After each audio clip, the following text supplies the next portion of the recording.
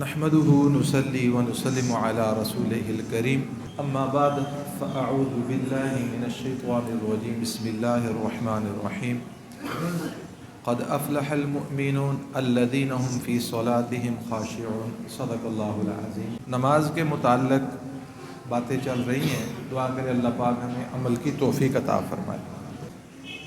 اب اس سے اگلی جو چیز ہے میرے محترم دوستوں اور بزرگوں، وہ نماز کا دھیان سے پڑھنا۔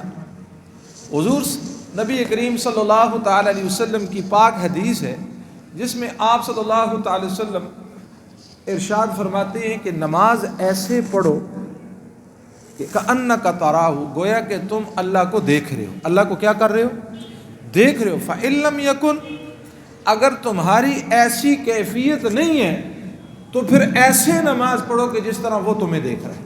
اس دھیان کو حاصل کرنے کے لیے فرمایا پہلی سیڑھی یہ ہے کہ انسان جو الفاظ ادا کر رہا ہے، انسان جو نماز کے اندر الفاظ ادا کر رہا ہے، ان الفاظ کے اندر کیا ہو؟ اس کا دھیان ہو۔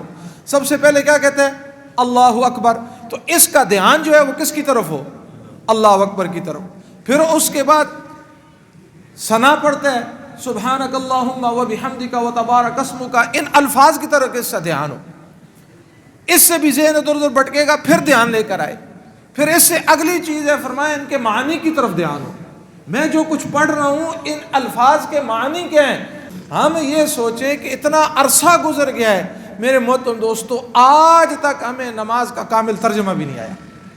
بدنصیبی نہیں ہے کہ بچپن میں ہماری حالت کیا ہے کہ بس اللہ اکبر، جس طرح ایک مشین کو پروگرام دے دیا جاتا ہے جی، آج کل تو آٹومیٹک مشینیں آ گئی ہیں، اس میں کپڑا ڈالو، کپڑا دینے کے بعد اس کو پروگرام دے دو، اب بس نہ پانی ڈالنے کی ضرورت نہ صرف ڈالنے کی ضرورت، وہ تو بالکل 3 دفعہ دھوئے گی، اس کے بعد نچوڑے گی، نچوڑ کے آپ کے حوالے کر دے گی۔ مشین ہے، اس کا تو کام ہی ہے، اس کو بنایا ہی اس لیے۔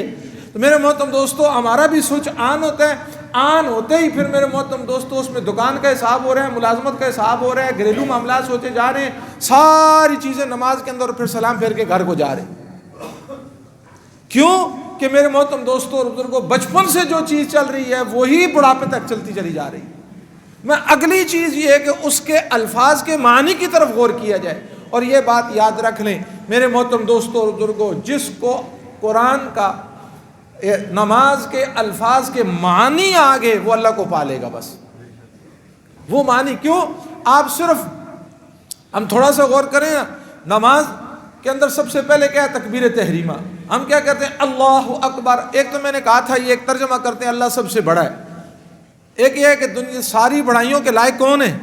اللہ کی ذات عالی ہے۔ تو میرے محترم دوستو اور بزرگوں، اب اللہ اکبر، ہم اس بات کا اقرار کرتے ہیں کہ اے اللہ ساری بڑائیاں تیرے ہی لائق ہیں، تیرے علاوہ کسی کے لیے کوئی بڑائی نہیں ہے۔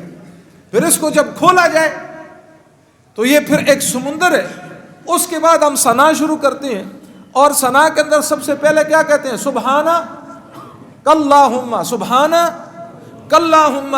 کیا کرتے ہیں؟ اے اللہ تو کیا ہے؟ پاک ہے۔ اے اللہ، سبحانہ کاللہم کا معنی کیا ہے؟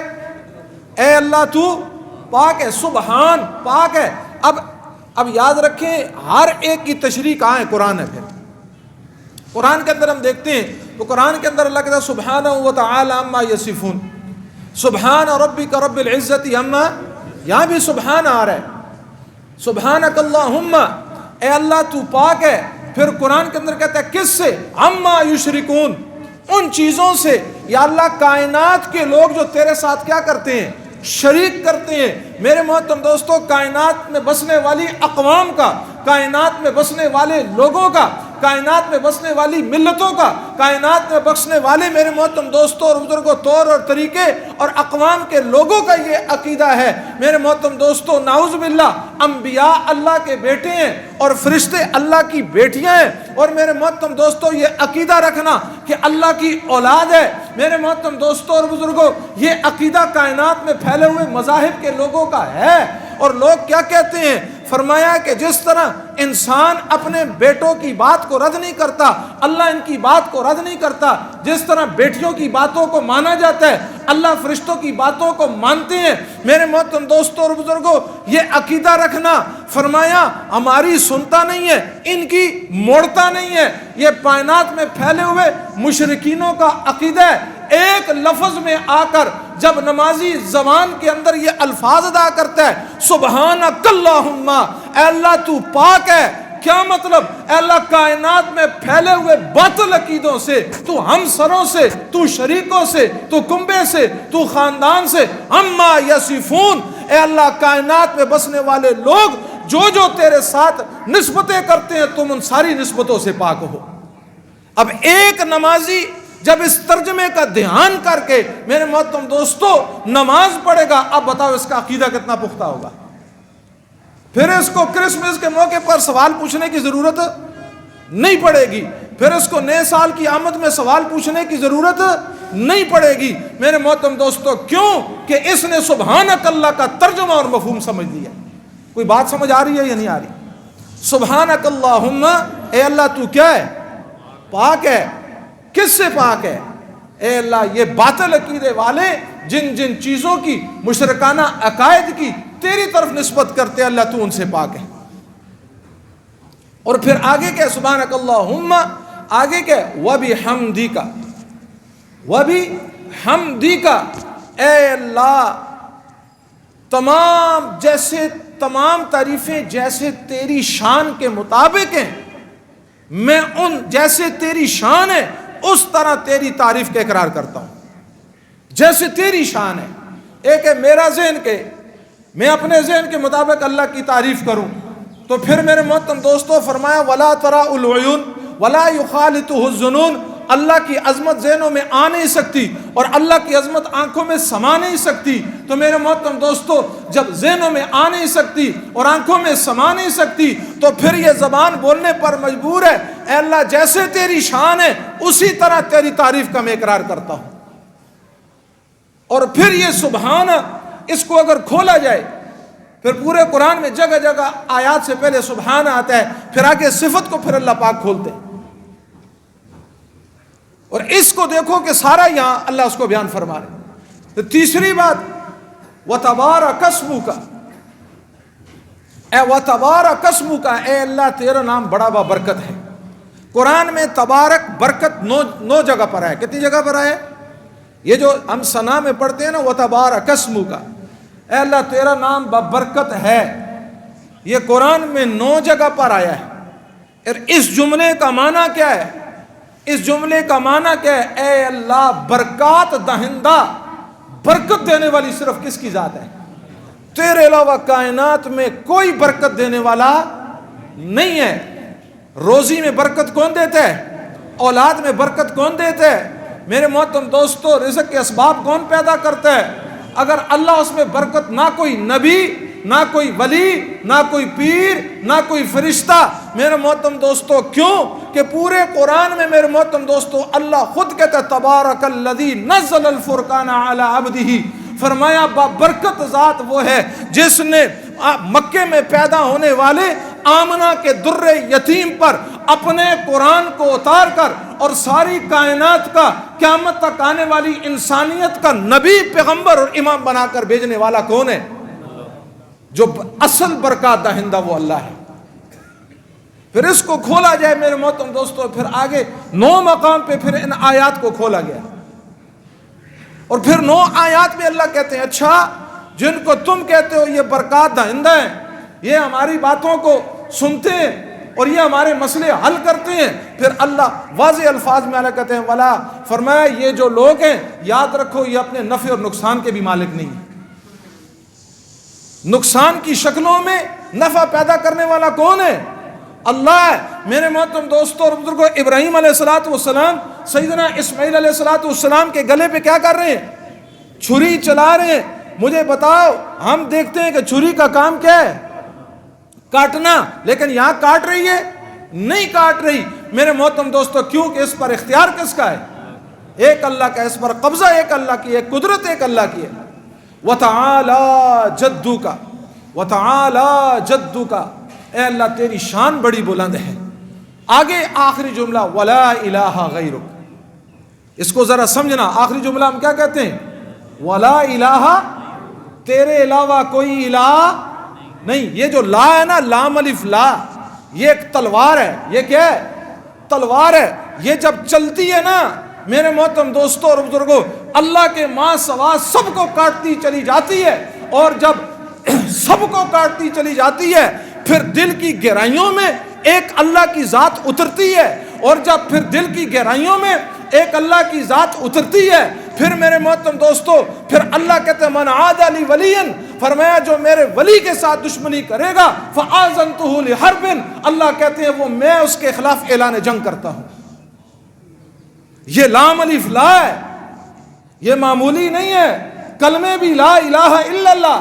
یہ لا کی تلوار کیا ہے؟ فرمایا لا کی تلوار چلی ماں سوا، فرمایا لا کا معنی کیا ہے؟ لا الہ، لا، فرمایا یہ تلوار چلی کس پر؟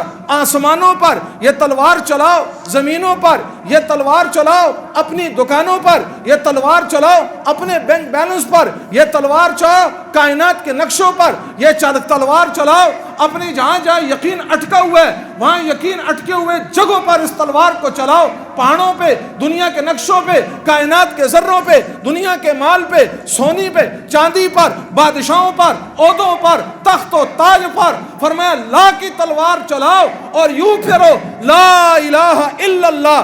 کائنات میں آسمان سے اوپر، آسمان سے نیچے، دھرتی سے اوپر، دھرتی کے نیچے، کائنات میں پھیلا ہوا نقشہ سب میرے رب کا غیر ہے، اس سے کچھ نہیں ہوگا، کرنے والی ذات ایک اللہ کی، لا الہ۔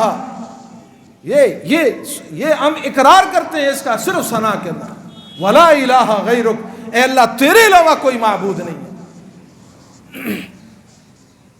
لا الہ، یونس علیہ السلام کیا کہتے ہیں؟ لا الہ الا انت سبحانک انی کنت من الظالمین۔ یونس علیہ السلام مچھلی کے پیٹ میں، اب ذرا تصور تو کریں نا ذرا، مچھلی سمندر کے پیٹ میں اور سمندر اندھیرے کے پیٹ میں،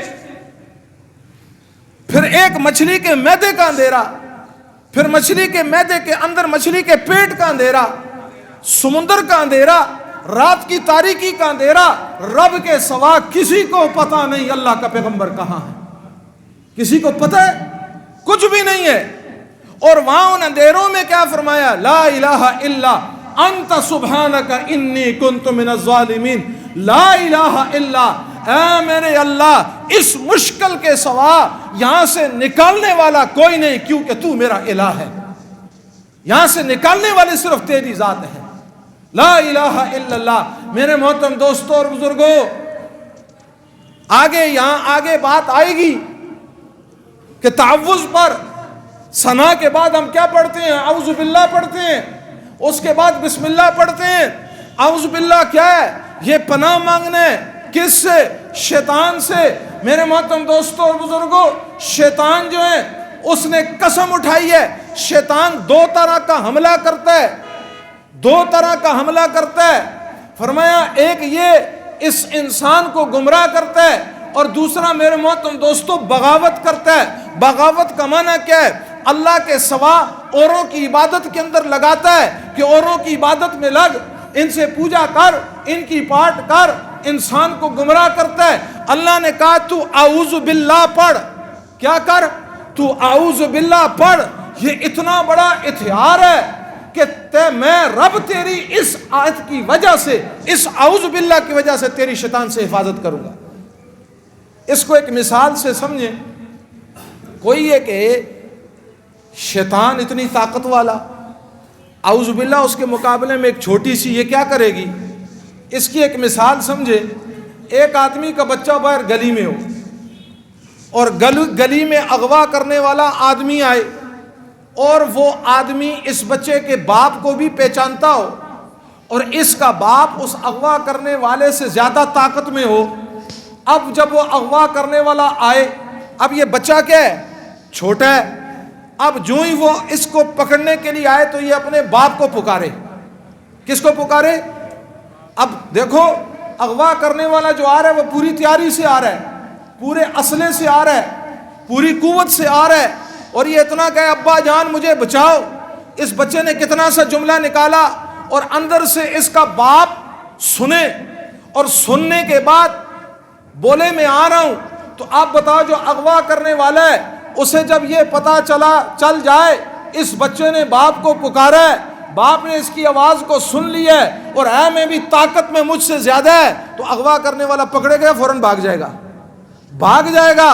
فرمایا سنو شیطان طاقت والا ہے, اس نے قسمیں اٹھائی ہیں, وہ تمہیں گمراہ کرے گا, وہ تمہیں بہکائے گا. فرمایا تم اعوذ باللہ پڑھ کے کسے پکارو؟ اللہ کو. اسے پتہ ہے جسے پکارا جا رہا ہے وہ سنتا ہے, جسے پکارا جا رہا ہے وہ سنتا ہے, وہ ہے بھی مجھ سے زیادہ طاقت میں. اسے اس بات کا یقین ہے جب تم پکارو گے تو پھر وہ ٹھہرے گے نہ, وہ بھاگ جائے گا. یہ ایک وظیفہ ہے میرے محترم دوستو. وسوسہ آئے دل میں, خیالات آئیں, بہکنے کا اندیشہ ہو, گمراہ ہونے کا اندیشہ ہو, فرمایا اعوذ باللہ من الشیطان الرجیم پڑھو. اسی طرح پھر میرے محترم دوستوں اور بزرگوں, یہ کچھ باتیں جو عرض کی ہیں یہ وقت نہیں ہے, لیکن اس باتوں کا کہنے کا مقصد یہ ہے کہ ہمیں کم از کم کیا بات ہو, ترجمہ آئے. اور یہ جو آخری لفظ ہے میرے محترم دوستو, ولا الہ غیرک, اس کو تو جیو میں اتاریں, ہم اس کو تو زندگی کی سانسوں کا وظیفہ بنائیں. ہر آن ہر گھڑی نگاہ کس کی طرف جائے؟ والذی خلق الموت والحیات لیبلوکم ایکم احسن عملا اذا زلزلت الارض زلزالها واخرجت الارض اثقالها وقال الانسان ما لها یومئذ تحدث باخبارها اانتم اشد خلقا ام السماء بناها رفع سمكها فسواها واغطش ليلها واخرج ضحاها والارض بعد ذلك دحاها اخرج منها ماءها ومرعاها والجبال ارساها. زمانہ پریشان تھا, لوگ پریشان تھے, زمین بنجر تھی, زمین ویران تھی, گندم کا دانہ پڑا ہوا ہے, حیات اس میں آ نہیں رہی. ربا بارش عطا فرمایا من المعصرات ماء ثجاجا, بادلوں کو لانے والا, ان سے بارش کو برسانے والا کون ہے؟ اللہ ہے. بادلوں کو چلانے والا کون ہے؟ اللہ ہے. بے جان زمین سے غلے کو نکالنے والا کون ہے؟ اللہ ہے. زمین کو پھاڑ کر غلہ باہر آتا ہے, یہ نظام چلانے والا کون ہے؟ اللہ ہے. اندھیری رات سے اجالے کی چادر کو ڈالنے والا کون ہے؟ اللہ ہے. اجالے کی چادر پر کالی رات کی چادر کو ڈالنے والا کون ہے؟ اللہ ہے. آسمان اور زمین کا نقشہ بنانے والا کون ہے؟ اللہ ہے. نقشہ میرے محترم دوستو بغیر کسی تصویر کے امر کن سے بنانے والا کون ہے؟ اللہ ہے. مجھے اور آپ کو بنانے والا کون ہے؟ اللہ ہے. ماں کے پیٹ میں 3 اندھیریوں میں ایک ناپاک قطرے کو آنکھوں میں تبدیل کرنے والا کون ہے؟ اللہ ہے. ہاتھوں کو بنانے والا کون ہے؟ اللہ ہے. زبان کو بنانے والا کون ہے؟ اللہ ہے. دل دماغ دھڑ کو بنانے والا کون ہے؟ اللہ ہے. رگوں کے جال کو بچھانے والا کون ہے؟ اللہ ہے. اس میں سانسوں کو چلانے والا کون ہے؟ اللہ ہے. دنیا میں آنے کا راستہ آسان کرنے والا کون ہے؟ اللہ ہے. جنت کا مالک اللہ, جہنم کا مالک اللہ, نبیوں کا مالک اللہ, ساری کائنات کا بادشاہ اللہ, وراء الورا ذات ہے. اے اللہ ولا تراء العیون ولا یخالط الظنون, اللہ تو ذہنوں میں آ نہیں سکتا, تو آنکھوں میں آ نہیں سکتا. رب المشرقین ورب المغربین, مغربین کا رب, مشرقین کا رب, وراء الورا ذات ہے. اے اللہ میں تیرا بندہ ہوں, بھری کائنات میں آدم سے لے کر قیامت تک آنے والی انسانیت تک میں سے ایک آدمی جسے تو نے پیدا کیا وہ میں ہوں. اللہ میں تجھے پکارنا چاہتا ہوں, تجھے بلانا چاہتا ہوں, تجھے جیو میں بسانا چاہتا ہوں. اللہ مجھے بتا, میں تجھے ڈھونڈنا چاہتا ہوں, تو کہاں ملے گا؟ اللہ کہتے ہیں رات کی تاریکی میں ٹھنڈے پانی سے وضو کر, اور وضو کرنے کے بعد ہاتھوں کو اٹھا کر کہے ربا ربا ربا میں تیرے مصطفیٰ کا امتی ہوں, آمنہ کے در یتیم کا امتی ہوں, وہ احمد مصطفیٰ کا امتی ہوں, وہ قابہ قوسین کا امتی ہوں, وہ شفیع محشر کا امتی ہوں, وہ طٰہٰ وہ یاسین واللیل زلف رکھنے والے کا امتی ہوں. ربا تیرے نبی سے 1400 سال کے بعد آیا, میں نے آنکھ کھولی گناہوں کو دیکھا, اللہ مجھے معاف کر دے.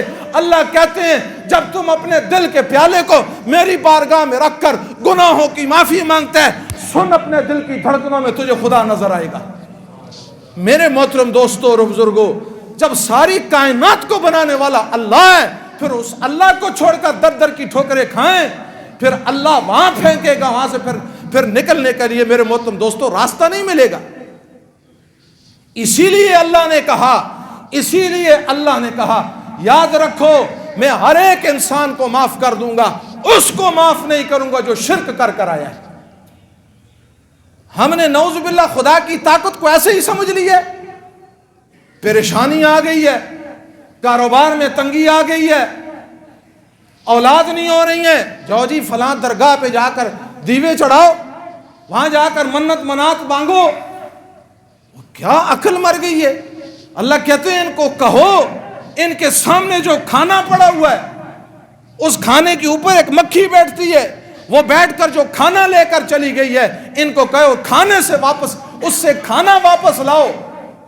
یہ چیلنج اللہ نے قرآن میں کی۔ اللہ کہتے ہیں ضعف الطالب والمطلوب، پکارنے والا جس کو پکارا جا رہا ہے دونوں ضعیف ہیں۔ جو خود پیدا کیے گئے ہیں، میرے محترم دوستوں اور بزرگوں، عقیدے کی درستگی یہ انتہائی ضروری چیز ہے۔ عقیدہ درست نہ ہوا کچھ نہ۔ ولیوں کے خادم ہیں، میں نے آپ کو پہلے ہی کہا تھا 2 سلسلوں میں میری بیعت ہے، ایک نقشبندی سلسلہ تھا اور اس کے بعد اب سلسلہ قادریہ میں۔ ولیوں کی میرے محترم دوستوں صحبت میں جاتے ہیں، اللہ اللہ کرنا ان سے سیکھتے ہیں، لیکن ان کو مشکل کشا نہیں سمجھتے، ان کو نجات دہندہ نہیں سمجھتے، ان کو حاجت روا نہیں سمجھتے، ان کو الہ نہیں بناتے۔ الہ کون ہے؟ ایک اللہ ہے۔ اصلاح کے لیے جاتے ہیں، اللہ اندر کی گندگیوں کو پاک کر دے۔